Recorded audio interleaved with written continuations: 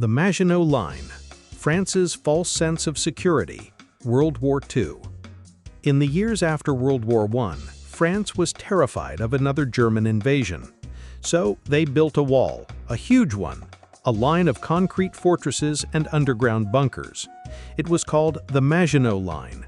Fortified with cannons, train tunnels, living quarters, and state-of-the-art tech, it was impressive, expensive, and totally useless, because the Germans just went around it.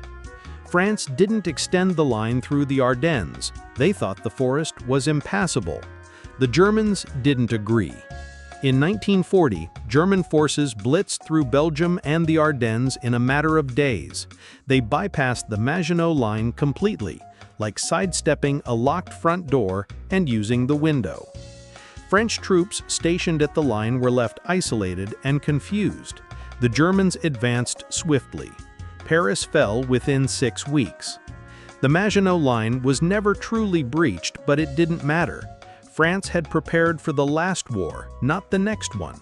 Static defense couldn't stop modern, mobile warfare.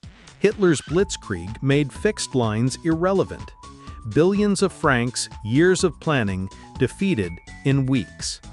And yet the myth of the Maginot Line remains, a symbol of false security.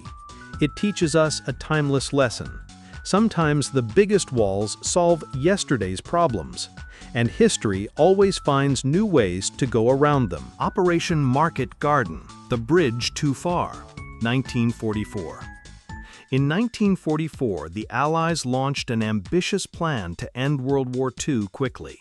It was called Operation Market Garden, part airborne assault, part ground defensive. The goal? Seize key bridges in the Netherlands before the Germans could react. But the operation relied on everything going perfectly. The first mistake? Dropping paratroopers far from their targets. Worse, the Allies underestimated German resistance in the area. British forces faced fierce counterattacks almost immediately. Roads were narrow and clogged with traffic. The plan depended on capturing the bridge at Arnhem, but paratroopers there were surrounded with no reinforcements in sight. The phrase, "a bridge too far," was born, and not in a good way. Communication lines broke down across the operation. Delays meant that units couldn't link up in time. Rain and bad weather grounded much of the air support. Thousands of Allied troops were killed or captured. Germany held the Arnhem Bridge, and the war dragged on for months. Operation Market Garden was bold, but deeply flawed. Overconfidence meant reality, and the cost was brutal. It's now remembered as one of World War II's biggest Allied blunders. Lesson learned? In war, logistics beat wishful thinking. The Battle of Cannae, Roman Overconfidence, 216 BC. 216 BC, the Roman Republic faces Hannibal, the military genius of Carthage. They outnumber him more than 2 to 1. So they do the logical thing and charge straight ahead. The Romans thought numbers alone would win the day. But Hannibal didn't need numbers, he needed geometry. The Roman formation was a solid rectangle of 80,000 soldiers. Imagine a meat grinder, then walk into it. Hannibal's men opened up just enough, and the Romans charged straight into the trap. Surprise, the Carthaginian cavalry attacked from the rear. The rectangle just became a coffin. It was a masterpiece of slaughter. The Romans couldn't even swing their swords. Hannibal killed over 50,000 Roman soldiers in a single day. It's still studied in military academies. So why didn't Hannibal march on Rome after this? Well, even military geniuses forget to pack siege equipment. Rome was stunned, but not broken. They stopped fighting battles and started fighting time. Hannibal's victory was perfect and totally useless. Rome learned, adapted, outlasted. Hannibal, despite his brilliance, never got another shot. The Battle of Cannae remains a blueprint for total annihilation, if you want to win the battle and lose the war. The Siege of Stalingrad, Germany's urban nightmare, 1942–43. In the bitter winter of 1942, the German army reached the edges of Stalingrad. Hitler believed capturing this city would break Soviet morale. But the Soviets turned every building, street, and sewer into a fortress. German tanks were useless in the tight alleyways and stairwells. Urban warfare became a nightmare. Fighting happened room by room. Soviet reinforcements kept coming, crossing the frozen Volga under fire. Then came Operation Uranus. The Soviets didn't hit Stalingrad, they surrounded it. The Germans were trapped, no escape, no supplies. Hitler ordered them to hold their ground. Surrender was forbidden. The Luftwaffe promised airdrops, but the supplies were pitiful.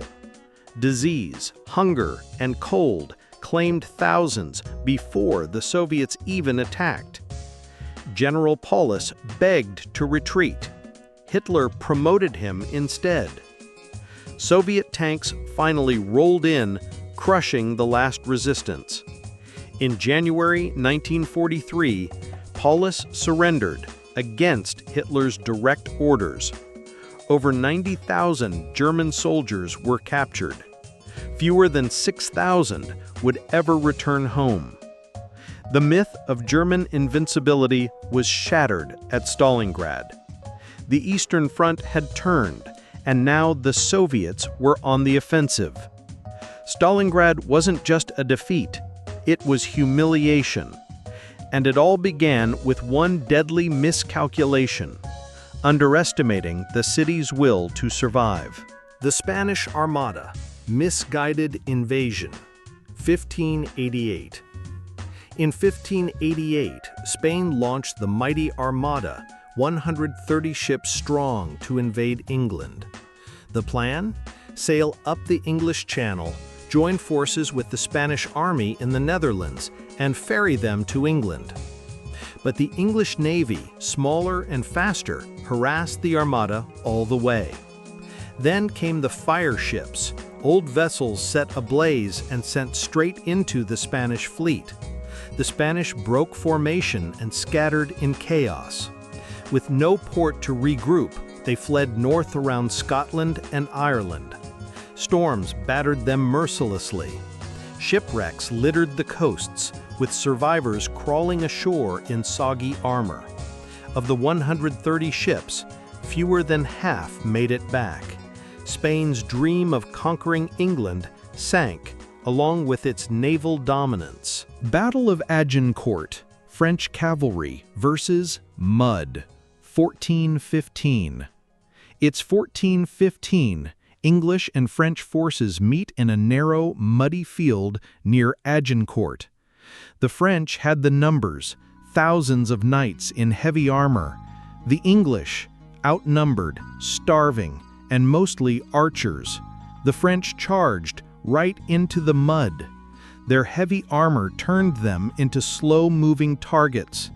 English archers fired thousands of arrows into the sky. The arrows tore through visors, joints, and horses. Piled together in the narrow field, the French couldn't move or retreat. Some suffocated under the weight of their own men. Henry V's men finished the job with swords and mallets. By day's end, thousands of French nobles were dead. It was a humiliating defeat, caused mostly by rain and bad planning. The Battle of Agincourt became a legend of English heroism and a warning to never underestimate mud. Tet Offensive, strategic fail for North Vietnam, 1968. It was the Vietnamese Lunar New Year, Tet, traditionally a time of ceasefire, peace, and family reunion. But in 1968, North Vietnam broke the rules. They launched a massive surprise attack across South Vietnam. Over 100 cities, bases, and towns were hit at once. Even the U.S. Embassy in Saigon was attacked. For a moment, the world thought North Vietnam might win. But the offensive stretched North Vietnamese forces too thin. American and South Vietnamese troops quickly regrouped. Fierce fighting erupted in every major city. The ancient city of Hue was nearly destroyed. After weeks of battle, North Vietnamese forces were pushed back. Militarily, it was a disaster for North Vietnam. They lost tens of thousands of fighters. But in the U.S., the perception was very different. It shattered the illusion that the war was almost over. Trust in the government began to crumble. Anti-war movements grew stronger than ever. North Vietnam lost the battle, but won the message.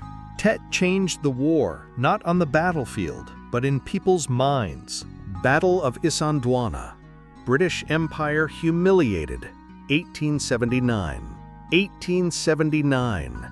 The British Empire marches confidently into Zululand, expecting an easy victory. Their target? To crush the Zulu kingdom before it could pose a threat. But instead of waiting, the British split their forces. One group sets up camp at the base of a rocky fill called Isandlwana, without building any fortifications. British scouts underestimate the Zulu, assuming they're far away. But 20,000 Zulu warriors are already nearby. They attack in a horn-shaped formation, fast, coordinated, terrifying. The British fire in volleys but can't keep up. Soon the Zulus break into the camp. The British line collapses. Over 1,300 British and colonial troops are killed.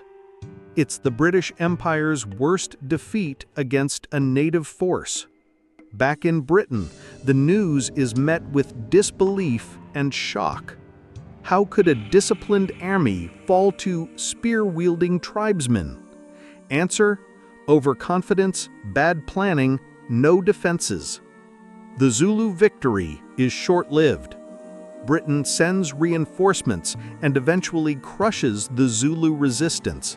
Still, Isandlwana remains a symbol of imperial arrogance undone. Sometimes the empire wasn't invincible, and the land remembered. The Fourth Crusade, attacking the wrong city 1204.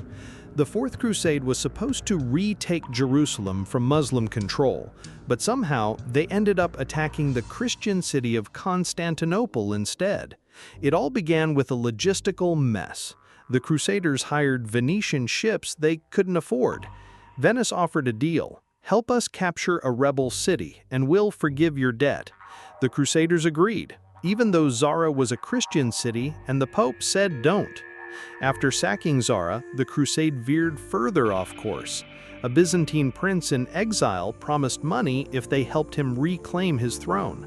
The knights agreed, again. When they arrived, Constantinople citizens weren't exactly thrilled to see them. After initial standoffs, the Crusaders launched a full-scale attack on a Christian capital. The sack of Constantinople in 1204 was brutal, chaotic, and catastrophic. Priceless Byzantine relics were stolen or destroyed, churches were looted, and civilians massacred by fellow Christians. The Pope was horrified but couldn't undo the damage. Instead of liberating the Holy Land, the Crusaders dismantled the greatest Christian empire in the East. The Byzantine Empire never fully recovered from this betrayal. Historians call it one of the most misguided military campaigns in history. It weakened Christianity and united the Islamic world in skepticism. And Jerusalem? It remained untouched by the Crusaders.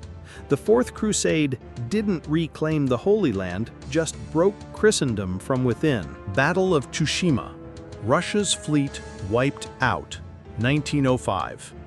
In 1905, the Russian Empire sent its navy on an 18,000-mile journey to fight Japan. The plan: surprise the Japanese navy and turn the tide of the Russo-Japanese War.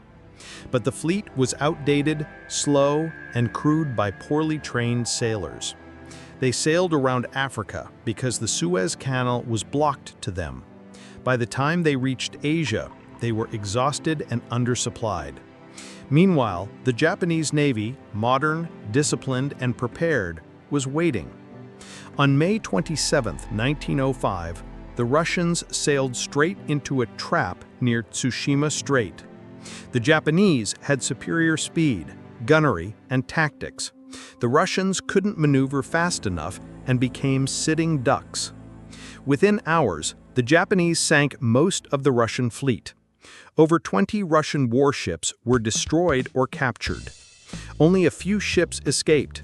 Most were sunk, surrendered, or scuttled. It was one of the most decisive naval battles in modern history. Japan's victory shocked Europe. It was the first time an Asian power defeated a major Western empire. Russia's defeat helped ignite revolution back home. The Russian Navy's humiliation exposed its deep structural failures. Japan, on the other hand, became a rising imperial power. The Battle of Tsushima marked the dawn of modern naval warfare, all because Russia underestimated logistics, geography, and their enemy. And that's how one invincible fleet was wiped out in just 2 days.